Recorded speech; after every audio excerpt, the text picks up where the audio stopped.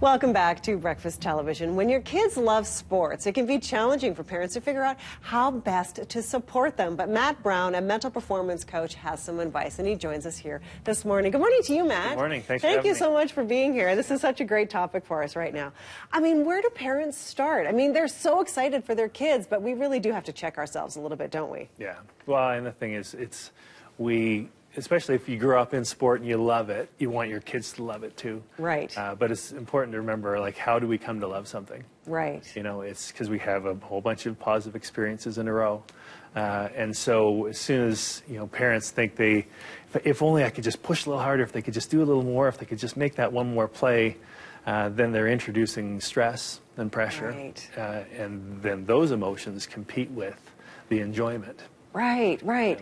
And it's not about that for the child, is it? It's not about them. They're not going to feel happier about the sport if they get the ball in the net. They're out there just having a good time.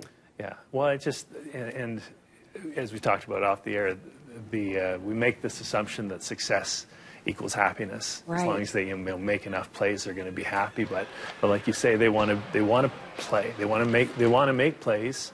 But they want to be with their friends, and they want to compete, and they want to do it without being constantly scrutinized and judged and thinking too hard about it. And so it's just our job to facilitate that. Right, right, right.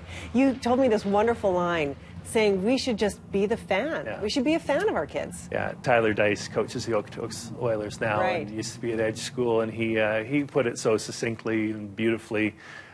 Your kid doesn't need you to coach them. Right. I'll do that. Doesn't need an agent or a manager. They just be a fan. Right. Just cheer them on. See and remember that play that you love that they made, so that they don't walk away judging and feeling badly about their performance. Right. And use that line, I love watching you play. Yeah. Yeah. Yeah, because there's a difference between sharing sport with your parents versus doing it for your parents. Oh, that is a very big difference. Tell us a little bit more about that. Right. Well, if they grow up feeling like, well, as long as I play well enough, Dad or Mom will be really happy. Right. Then it becomes about that. Right. Right. And so their ability to just play and kind of experience the spontaneous just joy and fun of sport, it atrophies because that's not what they're paying attention to.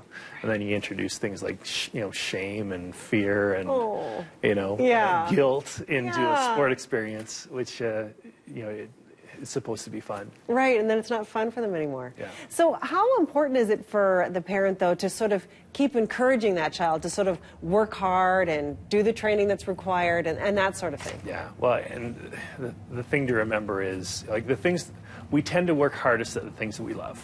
Right. But we have to fall in love first.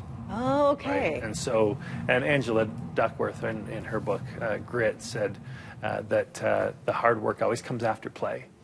So if you allow them just the space and the time to develop that, the relationship with the game, and just to enjoy it, then they'll start to say, well, I wish I could have made that play, or and that pushes them to try and work a little harder and shoot a few more pucks in the driveway and do those things. And so, just help them fall in love with it. And then the work comes after that. And they'll figure that out for themselves, right? Yeah. And then you can just support them in that. Yeah. So interesting. So if there's a takeaway piece of advice for parents, what would you really encourage them to think about? I love those, the parent and kid games, because they get to be out there and realize it's not as easy as how it looks when you're sitting in the stands.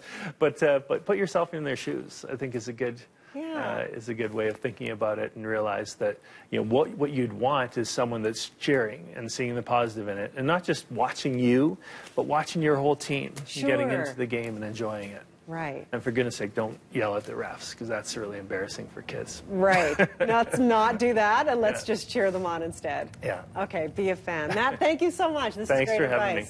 Yeah.